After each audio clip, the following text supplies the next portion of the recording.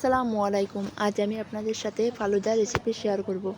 আমরা অনেকেই কিন্তু ফালুদা অনেক পছন্দ করি, কিন্তু বানানোর ঝামেলার জন্য অনেক সময় এটা খাওয়া হয় না। আর দোকানের মতো এরকম পারফেক্ট ফালুদা বানানোও কিন্তু খুব সহজ। তো আমি কিন্তু রাঁধুনি ফালুদা দিয়ে এটা বানিয়েছি, রেডিমেড যেটা পাওয়া যায় ওটা দিয়ে। তো দেখুন, একদমই দোকানের মতো পারফেক্ট দেখতে হয়েছে। তো আমি এটা যেভাবে বানালাম সেটা আপনাদের সাথে শেয়ার করব। চলুন দেখে নেওয়া যাক কীভাবে বানালাম। তো প্রথমে আমি এই ফালুদা মিক্সের ভেতরে কিন্তু 2 রকমের জেল ও যে উপকরণগুলো লাগবে সবই থাকে। তো প্রথমে আমি সবুজ জেলটা নিয়ে ভালোভাবে জাল করে নিচ্ছি। এটা একটু ঘন করে জাল করতে হবে, তাহলে এটা যে প্লেটে দেওয়া হবে সেটা সহজেই জেলে পরিণত হবে। তারপর লালটা জাল করে নিচ্ছি। লালটাও কিন্তু একটু অনেকটা টাইম নিয়ে খুব গাঢ় করে জাল করতে হবে, এতে করে যখন আমরা রেস্টে রাখবো খুব তাড়াতাড়ি জেলটা জমাট বাঁধবে। তো সুতরাং এটা একটু সময় নিয়ে জাল করে তারপরে একটা পাত্রে রেস্টে রাখতে হবে। তো দেখতেই পাচ্ছেন কালার দুটো কিন্তু অনেক অনেক সুন্দর দেখা যাচ্ছে, আর এটা খেতেও অনেক মজার হয়। আপনারা একবার হলেও ট্রাই করে দেখবেন, আর যারা ফালুদা পছন্দ করেন তাদের কিন্তু অনেক ভালো লাগবে।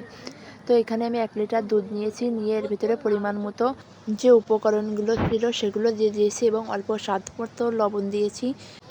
এই প্যাকেটের ভেতরে কিন্তু সব ধরনের উপকার ছিল, যেমন লুডুস, সাবু, তারপরে যে মশলা দেওয়া লাগে সবগুলো।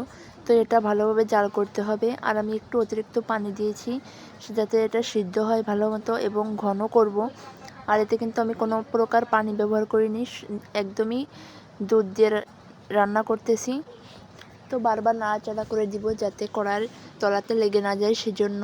আর এই পর্যায়ে একটু বারবার নাড়াচাড়া করতে হবে, তা না হলে পুড়ে যেতে পারে সেজন্য। তো দেখুন অনেকটাই ঘন হয়ে এসেছে, একেবারে আমি ঘন করে রান্না করব।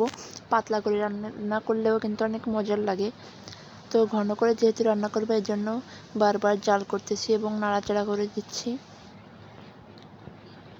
ফালুদা কিন্তু খেতে অনেক মজার লাগে। আপনারাও ট্রাই করলে আপনাদেরও অনেক ভালো লাগবে, একবার হলেও ট্রাই করে দেবেন। আর যদি ভিডিওটা ভালো লাগে অবশ্যই একটু শেয়ার করে দেবেন।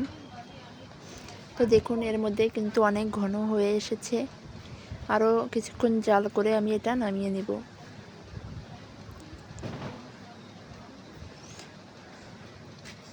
তো দেখুন আমি এখন কড়াই থেকে নামিয়ে নিয়েছি, এবার একটি পাত্রে ঢেলে নেব। যখন ঠান্ডা হয়ে যাবে তখন এটা পরিবেশন করব। সাবু কিন্তু ঠান্ডা খেতে অনেক মজার হয়। তো এখন আমি ওই জেলগুলো জমাট বেঁধে গিয়েছে এগুলো চাকুর সাহায্যে কেটে নিচ্ছি। 4 কোণা করে আমি এই জেলগুলোকে কেটে নিব পরিবেশন করার জন্য। তো এখন সবুজটা কাটলাম, এবার লালটাও কেটে নিব। লালটাও কিন্তু অনেক দেখতে সুন্দর লাগতেছে। তো এভাবে কেটে নেওয়ার পর আমি কিন্তু চাকু দিয়ে একটু নাড়াচাড়া করতে যেয়ে আবার ভেঙেও গিয়েছিল।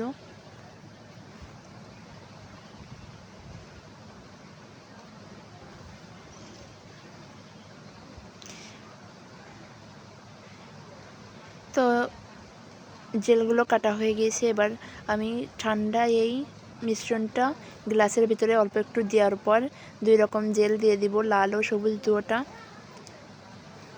তো দেওয়ার পর আবার এর উপরে ওই মিশ্রণটা দিয়ে দিব ফালুদার।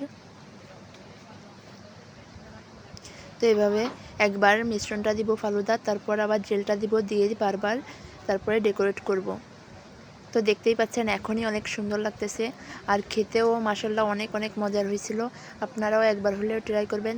এটা দেখতে যেমন সুন্দর হয়েছে খেতেও তেমনই মজা হয়েছিল। তো দেখুন কত সুন্দর এবং লোভনীয় হয়েছে দেখতে। তো আশা করি আপনাদের ভালো লাগবে সবার।